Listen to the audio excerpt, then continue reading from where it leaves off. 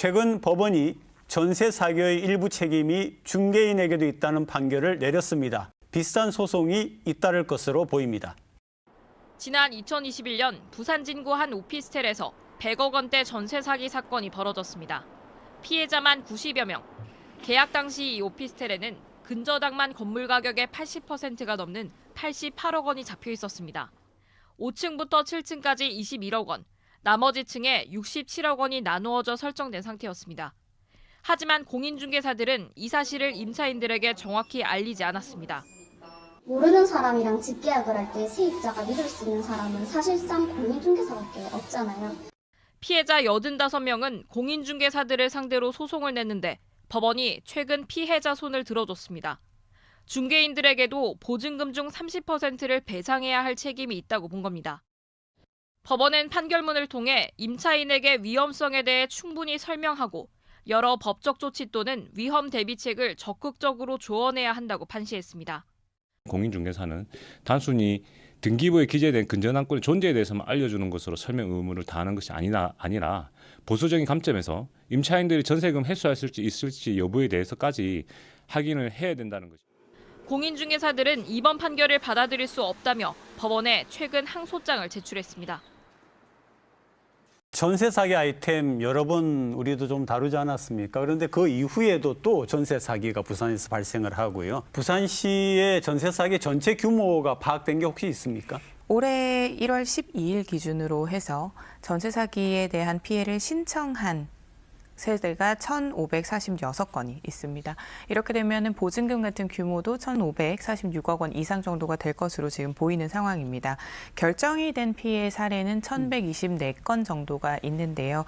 작년 11월 기준이기 때문에 국토위에서 심사를 더 거쳤다면 더 추가가 되었을 것으로 보입니다. 전국의 사례가 1,944건 정도가 됩니다. 이 건수에서 10% 정도 그 이상을 부산이 차지하고 있다는 걸 봤을 때 전국에서 결코 적지 않은 숫자라는 부분이고요.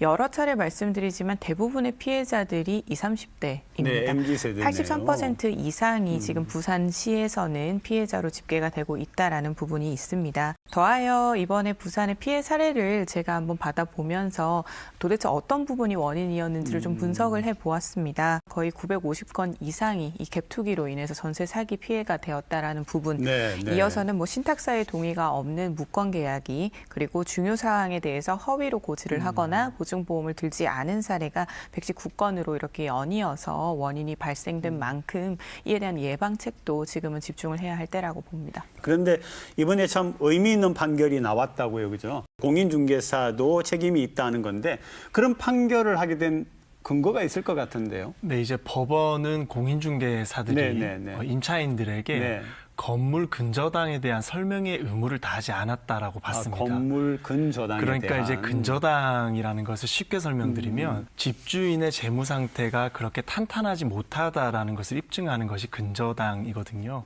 그러면 이 근저당이 얼마나 위험한지 이 건물이 얼마나 위험한지에 대해서 임차인들에게 설명을 해줬어야 되고 또 추후 법적으로 어떤 문제가 발생했을 때 어떻게 해결할지에 대한 어떤 소스를 공인중개사들이 할 의무가 있다라고 법원은 판단한 겁니다. 하지만 이번 전세 사기에 연루되어 있던 공인중개사분들은 그 의무를 다하지 않았기 때문에 법원에서 30% 정도의 피해금을 보상하라라고 판결을 했습니다. 이번 그런 판결을 계기로 해가지고 공인중개사분들도 좀 책임감이 있는 직업의식을 가지면 좋겠는데 문제가 뭐냐면은 전세 사기에 오히려 가담을 한 공인중개사도 있잖아요. 이 부분은 지금 어떻게 되어 있습니까? 실제로 가담을 한 경우에서도 악의적으로 공인중개사들이 중개활동을 펼쳐온 것들이 드러났습니다. 네네. 물론 다수의 분들이 성실하게 업무를 수행해주고 계시겠지만 깡통전세 계약을 유도하는 경우가 있다거나 그리고 전세금을 주택 가격보다 높게 계약을 유도하는 업계약에 대한 부분이 있었습니다. 더해서 법정 중개보수를 초과한 경우도 있었고 또 공인중개사는 한 명이지만 중개보조원을 여러 명 두면서 불법으로 이 공인중개 현상이 일어나는 경우들도 있었습니다.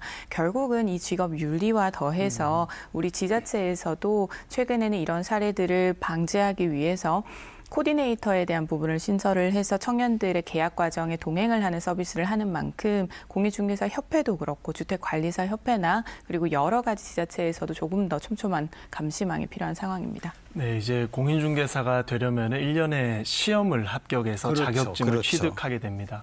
이 공인중개사 앞에 보면은 공인이 붙어 있잖아요. 이 그러네요. 공인이 뭐냐면요. 국가에서 어떤 물건이나 행위에 대해서 국가에서 인정을 해주는 겁니다. 공적으로 그러니까 인정된. 국가가 공적으로 네네, 인정해준 네네. 중개사라는 거죠. 그래서 다른 자격증이랑 질적으로 차별화되어야 되는 것입니다. 중개사분들은 공인인 만큼 직업적인 소명의식을 가지고 있어야 됩니다. 이번 전세 사기에 연루된 케이스들을 보면 이 물건이 하자가 있음을 알고도 중개를 한 분들도 계시고요. 또 의도적으로 조직원에 가담해가지고 전세 사기에 가담한 중개사분들도 있으셨어요. 저는 중개사분들이 본인들이 공인, 국가에서 인증해준 사람들이라는 것을 한 번 더 인식하고 직업윤리의식을 조금 제고해줄 필요성이 있겠다라고 봅니다. 조금 전에 그 코디네이터 이야기 하셨잖아요. 물론 대부분이 이제는 아시겠지만 그래도 한 번 더 만약에 우리가 전세 계약이나 또 할 때 코디네이터의 도움을 받고 싶다 그러면 어떻게 해야 되는지 좀. 이제 16개 구군에서 점차적으로 서비스가 시행이 될 것으로 보입니다. 우선 부산시 같은 경우는 올해부터 이제 청년들을 대상으로 해서 이제 전세 계약이나 월세 계약을 하게 될 때 이러한 임대차 계약서를 사용을 하거나 쓰는 과정에 있어서 좀 지원을 받을 수 있도록 이 정책 서비스를 시작을 하게 됩니다. 네. 시에서 신청을 하실 수 있을 것으로 보이고요. 구군에서도 조금 더 세부적으로 구청에서도 이 부분을 관할을 할 수 있을 것으로 보입니다. 자, 이번에 이런 판결이나 이런 단속 같은 게 결국 부산 전세 시장에 긍정적인 영향을 주겠죠. 네, 아무래도 이제 문제 있는 물건을 중개하게 되면은 법적 책임을 가질 수도 있다라는 것을 인식하게 됐어요. 그렇기 때문에 공인중개사분들 스스로도 내가 조금 더 조심해서 이 중개 행위를 해야겠구나라는 생각을 하게 될 겁니다. 그래서 조금 더 안전하게 중개 행위가 일어날 것으로 전망하고요. 하지만 공인중개사분들이 상고를 준비하고 있습니다. 그래서 네. 우리 상고심에서 어떤 판결이 일어날지 조금 더 지켜봐야 될 것으로 생각됩니다. 우선은 임대차 보호법을 포함을 해서 우리가 그동안 조금 놓치고 있었던 사각지대들에 대한 발견은 충분히 여러 사례를 통해서 드러나고 있습니다.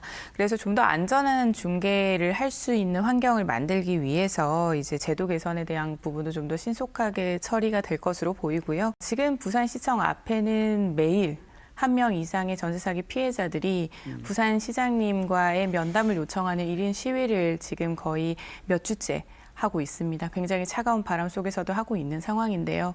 자신들의 상황을 조금이라도 더 들어주고 포용해달라라는 이야기, 무조건적인 지원을 바라는 것이 아니라 들어달라라는 이야기를 하고 있습니다. 이에 대한 좀 더 소통의 행정이 필요해 보이고요. 이에 대한 부분으로 실제로 대전광역시장께서는 피해자를 직접 초청한 간담회도 열었었거든요.